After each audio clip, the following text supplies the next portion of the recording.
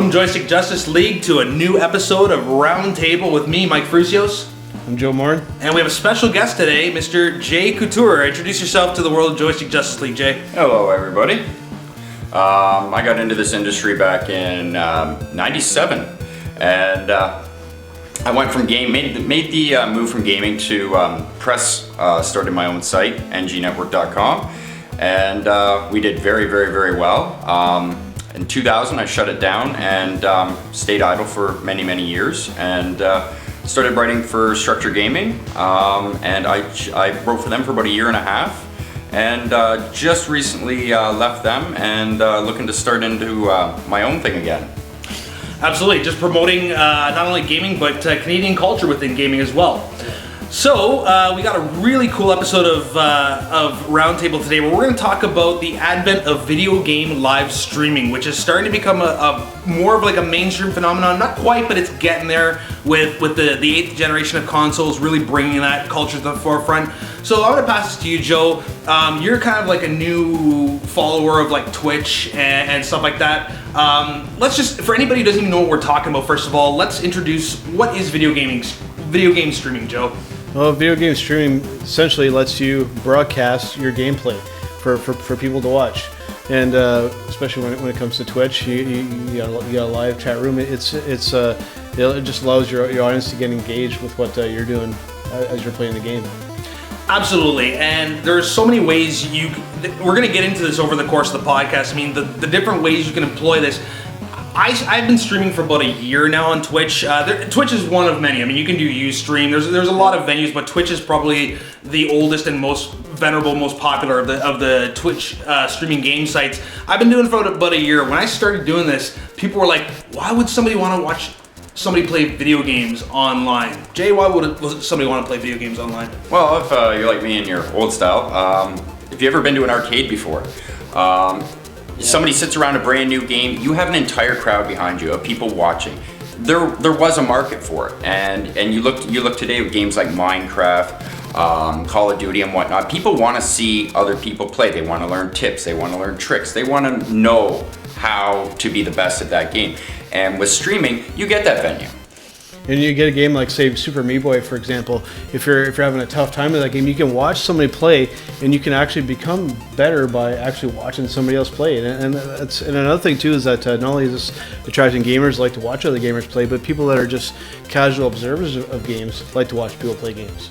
There's a really new sense of personality that's really starting to emerge from this. I mean, it's not just there are people who just kind of sit there and play, but then there's some real people who make this entertaining, you know. And especially you mentioned Meat Boy and some of the harder, more challenging Twitch-based games out there. It's really fun to watch somebody freak out to those. You know, we've experimented with that, and it's just like I like that you guys touched upon the whole idea of learning from somebody else play, and this is something PlayStation really tried to emphasize when they were introducing people to the native streaming capabilities of the PS4. The fact that you can log on to somebody playing Diablo and you can watch them fight a boss that you had trouble with, or maybe you're watching somebody who has having trouble, you can jump in if the game is co-op enabled and actually help that person play the game. Yeah. So Jay, you're a streamer. When did you start streaming? How did you get into this? I started streaming about a year ago. I always wanted, I started with YouTube videos, making YouTube videos, and you know, that's great. You know, there's a lot of pre-production, post-production work, but it wasn't raw. I wanted to do something raw. And I ran across Twitch and got into, you know, setting it up and whatnot, got myself a copy of XSplit, and figured, you know what, I'm gonna stream some Diablo and see what that's like. And I found out the hard way. It's not as easy as it looks. I ran into bandwidth issues, CPU limitations, like you definitely need a good rig and whatnot. But I've grown from there. I've done a lot of advanced stuff with it, upgraded my rig, and now streaming is something I really enjoy doing. Absolutely. You mentioned some really good points. There are a lot of technical hurdles when you're getting into this that we've had to kind of go through prior to the 8th generation, which I think is really simplifying the streaming process. Again, using the PS4 as an example because the Xbox One hasn't really brought this out yet, but I when I got the PS4 at launch, it's just so easy to do now that the application's natively inside the console. which is almost a hindrance, and we'll get into that in a sec. But really, it's just great the fact that you don't have to buy a capture card. You don't have to worry about this and that. You basically just start streaming, you play, and as long as you have the bandwidth, like you were saying, you can do that. Now, living in Canada, to get that kind of bandwidth, you're gonna need at least a 2.5, 3 megabyte upload to even stream at, like, say 720p at 30 frames a second. I'd say about 5 upload is about max. That's pretty expensive for people in Canada, but I can see it going up in the next year now that it's becoming more of a mandatory part of the experience.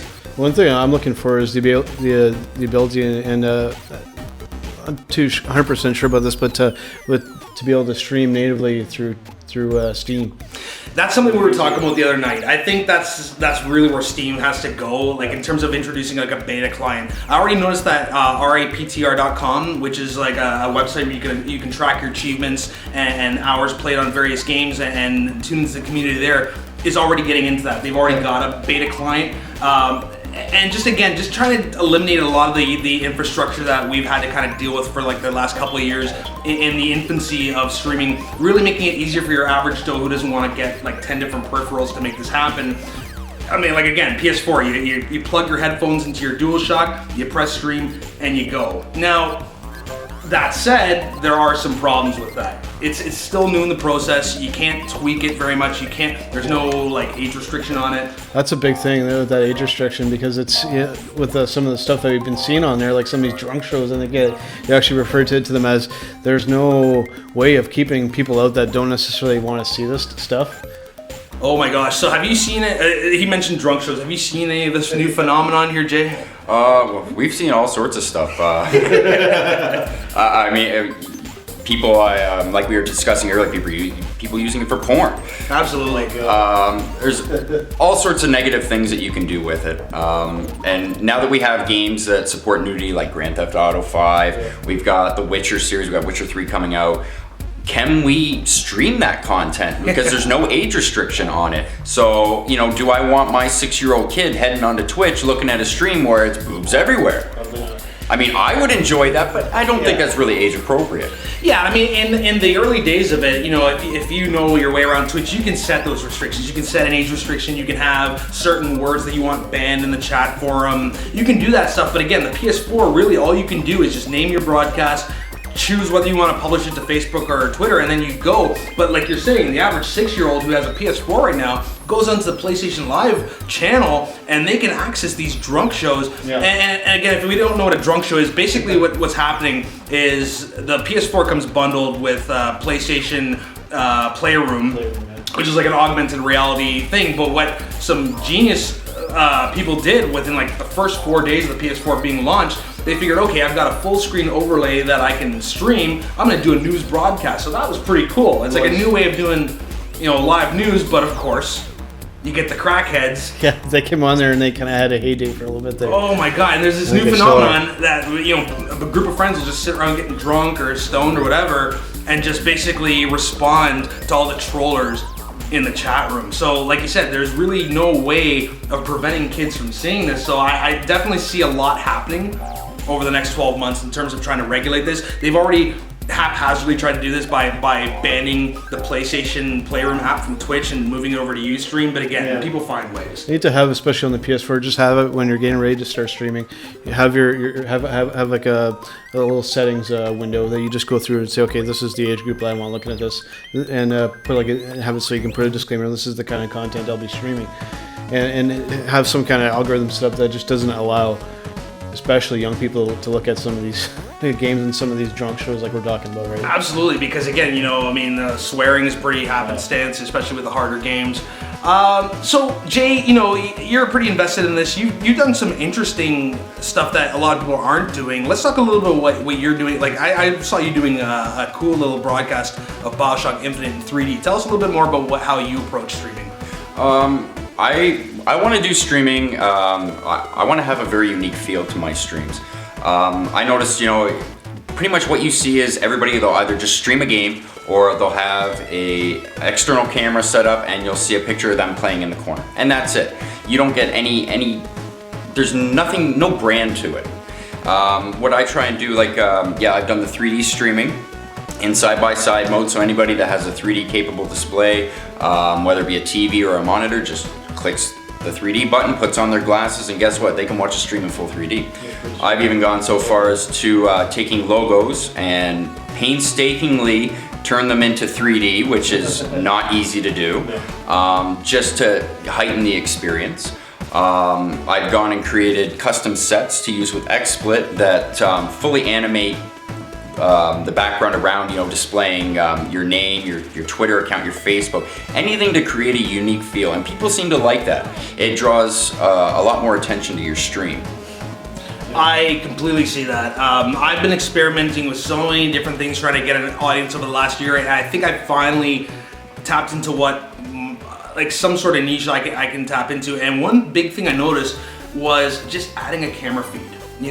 Personalizing that experience. For the longest time, I kind of hid behind the full screen capture and just letting my audio do the talking, and I'd get maybe 1, maybe 2 viewers, but bang, one night I decided to add my face to it and just personalize it, and boom, I'm seeing my numbers doubled. But even then, just what you're talking about, trying to go above and beyond just, the standard full screen render, little webcam in the corner, adding logos. Even if you use XSplit is one of the major apps that people use as a client for streaming. So what you do is you have your capture card, and then you send the feed from the capture card to XSplit, which connects to Twitch TV or Justin, and you go there. What's great about XSplit is that it has a lot of plugin apps. So if you're a StarCraft player, you can actually put a scoreboard on the top of your screen. You can have a marquee ticker and plug maybe other channels or do news feed at the bottom. So they need to start embracing more of these apps. I think we need to start seeing, especially when Xbox One gets out the gate and PS4 now that streaming is getting popular. PS4 is accounting for about 10% of Twitch streaming right now. I want to see more apps built into really, like you're saying, Jay, customize that experience. So what would you like to see maybe coming out of the next 12 months in streaming, Joe? Well, I'd like to see, for me, because if I want to stream especially games from my Mac, I would like to see just a native kind of streaming app that integrates with Twitch. For me, something like that would come in really handy, because otherwise there's 2 or 3 different programs that I gotta run simultaneously, and they tend to clash. Sometimes they crash. CamTwist is one that I gotta use, and it's a very, very unstable program. I want you to actually expand on that a bit, because you're a Mac user, and I found you've found a lot more trouble getting into streaming than an average PC user. So talk about some of the hurdles that you're running into, maybe some tips and tricks you can provide from your research. Well, and I think it might have a little bit to do with the actual Mac that I'm running. I think if you're really going to be a Mac game streamer, you're going to either have to upgrade the Mac that you're using, or I don't think you're going to have to go as far as getting a Mac Pro decked out, but you're going to have to make sure you got a good connection, you got a good solid gigabit Ethernet connection, and upgrade your connection. Otherwise, you're going to run into a lot of hurdles, and especially that CamTwist program, they got to beef it up a little bit, because it's very, very unstable and it crashes. And you don't even know while you're streaming if it's gone down or not, so you're not even 100% sure if you're broadcasting properly. Absolutely, Jay. What about you? From where streaming has come, where do you see it going? Where would you like to see happen? From PC stands, PS4, and even with the Xbox One. Well, for starters, I'd definitely like to see the Xbox One bring in some sort of streaming service. There's always Hopogs and Elgatos, but you're talking more out-of-pocket expense. You just dropped $500 on a console. Why do you want to drop another $200 just to stream? Now with the PC, what we need is a lot more plugins for XSplit, a lot more tutorials on how to do this, more methods to make it unique, to make the experience unique. There's broadcasting to Twitter, there's broadcasting to Facebook, to let people know that you're streaming. But it just, I don't know. It's very hard to stand out when the top streaming games are League of Legends, Dota, and StarCraft. And when you have the app, say on Xbox 360 especially, you go onto the Twitch app, and you can't do a search for a channel. All you get is the most popular stuff. Yeah. So that's all you're watching is League of Legends and Dota. Whatever the trending stuff is. And that's the thing too, with the PS4 right now, you can't favorite any channels. You can't, like you said, you can't search them. There's one issue that I had when I first actually started watching you stream on Twitch. I was using the iOS app. Oh God! That needs to be beefed, because a lot of the time, even if you were broadcasting, a lot of times I couldn't find you, and I actually ended up having to find out what game you're playing and then search, and then it would actually pick you up. Not on that, I'd even actually like to see that the ability to somehow do that on mobile devices. If you could stream a mobile, it would be hard to. Like, you mean actually say you're playing an iPhone game and just stream right from your iPhone? Yeah, in a sense. It would be pretty complicated, I think, to pull up, but it's something to maybe to think about, right? I don't think it's impossible. Because we're already starting to see certain games embrace native streaming, like Ultra Street Fighter 4 is coming out, which is going to have a stream option. We know that since Black Ops 2, Call of Duty every year is putting in an in-game streaming option. So again, eliminating the need for infrastructure, being able to do it. I think it really just comes down to bandwidth for the mobile market. It's not quite there yet. Yeah. It will get there at some point. But that's another good point you bring up, is just the fact that I want to see more options for mobile gaming to be able to do that. Like, that's what really disappoints me with the Vita, that I can't yet send that image and broadcast my Vita games. That'll change, hopefully, when PlayStation TV comes out. Yeah. But I think more than anything, Joe, and I've been noticing now that, trying to bring you on as kind of like a co-host when I'm streaming, really I want to see more integration of like chat and video. Like, I know XSplit has a Skype integration. That's great if you're doing PC gaming, but if you're doing a screen capture from Xbox 360 or PlayStation, you can't do it yet. So I would really love to see something beyond just text chat, to be able to actually bring in something i.e. Google Hangouts, to bring in multiple co-hosts to talk, to keep the chat community going. One of the coolest things that I've seen that's come out of this streaming are these people doing these speedrun charity shows. Absolutely, a huge phenomenon. Tell us a little. Have you seen some of this stuff, Joe? Like, people doing this for performance art, charity runs. Like, have you seen any of this kind of stuff going on? Yeah, absolutely. There's tons of it on YouTube. It's turned into like I watched one earlier today. There's like even a live audience right there watching while they're streaming. Like it's like people are just getting together to watch this stuff for charity, and they give out prizes and that kind of stuff. It's turned into a really cool thing. Absolutely. Like, I mean, remember last year there was a charity fundraiser where they did like 35 hours for a sick kids hospital, doing nothing but N64 games like Mario 64, Ocarina of Time. They raised $500,000 from people tuning in, and what's great too is with Twitch is that you can integrate chip in or all these little widgets to direct fundraise. It's really cool that that this can be done for some good. Do you ever watch like speedruns or like let's play videos just for like the art of it? Like, do you speedruns? Yeah. I mean, I'm a huge Mario fan. I have been since '85, and you know what? I like to say that I'm pretty fast at Mario, but watching somebody blaze through it in under 20 minutes without warping, I mean, yeah, I like to watch that kind of stuff, and it's nice when they attach charity to it. Back in November, we had the Extra Life charities. And they were big. Everybody was doing them, and it was a really easy way to bring in money for a good cause. I mean, who can say no to sick kids? Absolutely. So for any of you who don't know Extra Life is tied to the Children's Hospital, extralife.org. You can, basically all you do is you tell them what game you're going to be doing. Okay, so I'm going to be doing 24 hours of Rock Band. You get your pledge list and you go, and these things are successful. When 24-Bit Heroes is my channel. The reason why it's called that is because we initially started it as a reason to do 24-hour marathons for charity.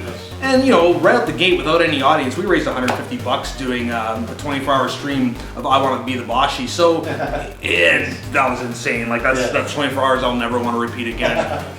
But that's what's really cool that I'm seeing, is that it's this new digital performance art. It's really cool to watch somebody say, be a master at Ninja Gaiden, and like, going back to what we were saying, you learn to be a better player yourself. It's like, wow, I didn't realize you could do that in Mario 3. I'm gonna go try that now, and that creates community. So you've been talking a lot about this, the new virtual couch co-op. Tell us about that.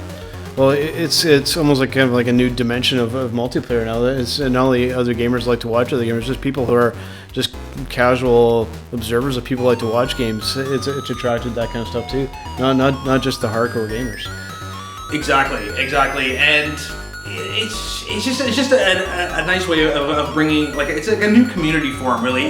That's the thing I noticed about streaming. Like, there's the event of the game itself, but then there's also the sub conversation that's going on in the chat forum. That can go anywhere. Oh yeah. And it can become a political forum. It can be anything, you know. And that's what's really cool. It's just like a new community thing. So I see it going major places. Jay, you wanted to talk a little bit about customization, you know. So let's talk about, you know. Let's give some tips to anybody who wants to get started streaming. What would you suggest to get started? Well, it depends. You got to pick your platform first and foremost. Whether you're going to be doing PC streaming or console streaming. Now, if you're going to do console streaming, you got a PS4. It's all built in for you. But if not, you're going to need a capture device that is essentially a little box that goes. It's like a PVR. It goes from your console to the box to your PC, and there'll be some software and whatnot to use. Now that's your setup, okay, for consoles. If you're gonna go on the PC, it's a little bit more interesting. You gotta find yourself a streaming program. Now, XSplit is by far the tops when it comes to that. It's pretty much got a monopoly on the market there. And you can get a free license version of it that's, you know, limited options, or you can pay $50 a year and have a totally unlocked version. And you know what, it's worth it. I paid the $50, it's worth it. And then from there, you're gonna need bandwidth. And that's always where the issue is. Now, I know in the States, you know, internet is relatively cheap. Even in Europe, it's extremely cheap. Yes. You come to Canada and we pay through the nose. Like I have a 35 megabit down, 3 meg up connection that costs me $90 a month. So yeah, you're gonna need at least a 2.5 megabit up connection. Your up connection is your definitely your lifeline. Down really doesn't matter. Let me see, what else would you be looking at? You want to decide what kind of streaming you're going to do. Are you going to do 720p, 1080p? That's where your bandwidth is really going to play. And if you want to do 720p, you're going to need at least a 3 meg connection. 1080p, you're looking at 6 to 7 meg connection easily. Then the other thing you want to look at is frames per second. Now, standard TV, somebody's going to be watching on TV, 30 frames a second. That's not bad. That's pretty good. Ideally, you want to do 60 frames a second. Now, here's where you run into your other hitch. Your PC needs to be able to handle this. Yeah. And that's where I ran into it. You're going to want a high-end quad core if you want to be streaming and playing at the same time on the same PC. I do it on an 8 core. The other thing that you're going to want to do is, like I said, when you pick what you're going to do, say 720p, you're going to want to actually play the game in 1080p so that it's downsampled to 720p for the best look. Nice. But there's a trick to this. Even at 720p, now that the Twitch app has full integration in XSplit, they've taken away a lot of the options that you used to have for setting the quality of your stream. I noticed that. Pretty much all you can do now is just adjust the audio, and not much with regards to the video. Another trick to that, play the game in 1080p and downscale to just under 720p, like around 580p. You put it into full screen, I guarantee it'll look better than 720p, even though it isn't 720p, because your quality's gonna be there and your frames per second's gonna be there, and it's not gonna be as hard on your PC. It's not gonna be hard on your wallet either. I mean, if you know your options, the capture cards have really come down in price. I mean, at first it was about $250, $300 to get maybe an AverMedia, but I mean, now that the devices have gotten smaller, Hoppage has gotten into the game now, AverMedia is still out there, and they're really going portable. I mean, you can still get the traditional capture card, plug that in your PC and go, but the prices come down. And you mentioned the subscription fee for XSplit. That's really if you want to go like hardcore, you want like the best capture ever, but if you want to just get started and start building your audience, you really don't have to pay anything. I mean, you can get the free version of XSplit now, and I'll tell you, like I actually had the license, I let it run out, and now I have the free version. I'll tell you right off the differences. You max it at 25 frames, so you have to be okay with that. To stream PC or whatever, you can only do screen capture. You can't do a direct native game capture like you can do when you have the full XSplit. But even then, if you have a decent microphone, you can do a screen capture just off your desktop.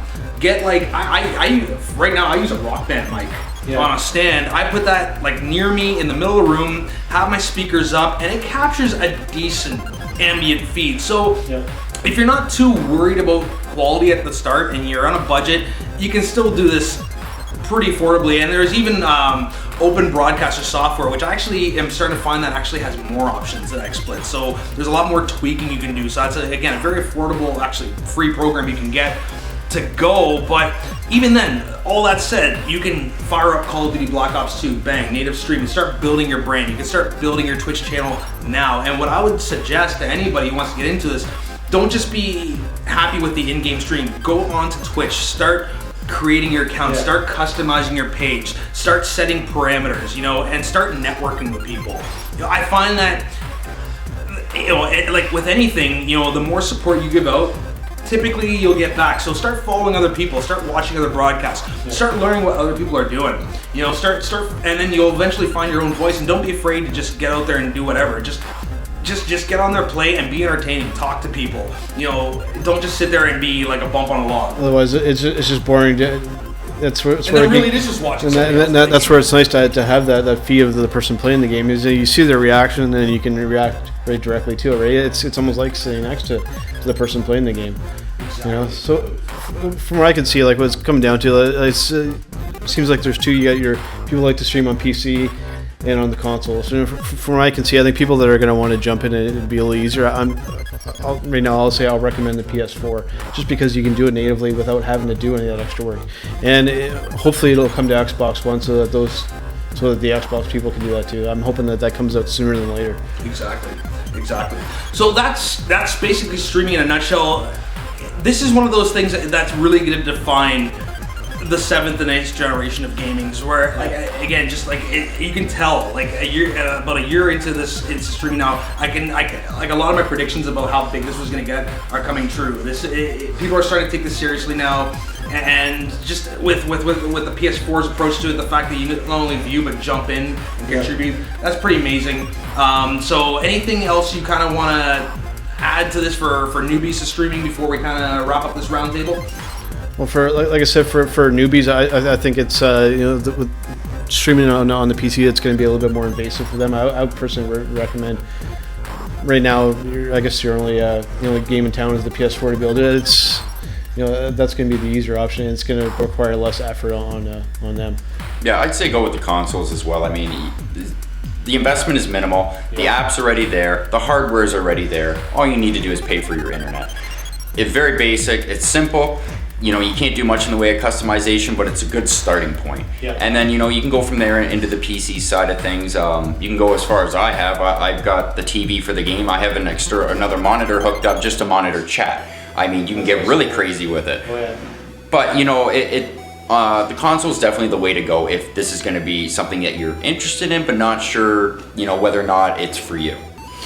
Yeah, you mentioned something really, really good there. I do the same thing. I have the second monitor, and I just monitor my chat. You really have to be engaged with your audience. You can't just sit there and ignore your chat. That's really, again, what contributes to creating your brand and keeping people coming back to your channel. Actually, for me, and I think anybody, just knowing that the person broadcasting knows that you're out there and acknowledges you is a big thing in kind of creating your audience. That's a good way to.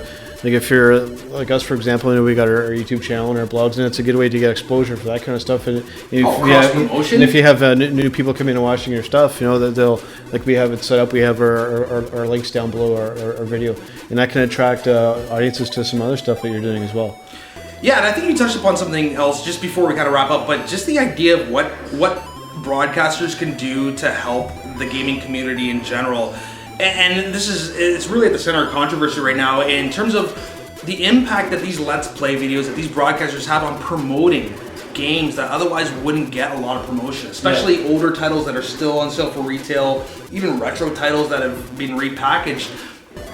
That's why I was really dismayed to see kind of the divide line where certain publishers are supporting this, and then certain publishers like Nintendo are trying to exercise their copyright muscle and basically prevent anybody from promoting their games. I mean, this is free advertising for them.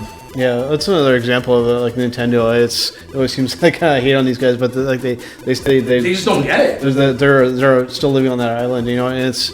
I mean, it's. I don't think that the Wii U would ever be capable of doing native streaming. No. Right. But for anybody who wants to get into this and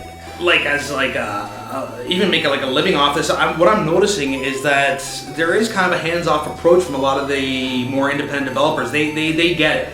They get the impact of what the streaming community is doing in terms of getting people to view their games. I mean, come on. I mean, even the worst games, will get streamed for fun, and somebody might pick up on that just from having seen it. So it's just another form of free advertising. Just let us do our thing. Hands off, publishers. Just let us promote your videos, bad or good. Any publicity is negative or positive is good publicity. It's sometimes even fun to kind of throw in a crappy game and then just poke fun at it the whole time, right? It's you have complete freedom to kind of do whatever you want. It's a really revolution. I think the streaming itself, it's gonna benefit the AAA titles, but I think that the biggest people that it's gonna help out are the indie developers. Absolutely.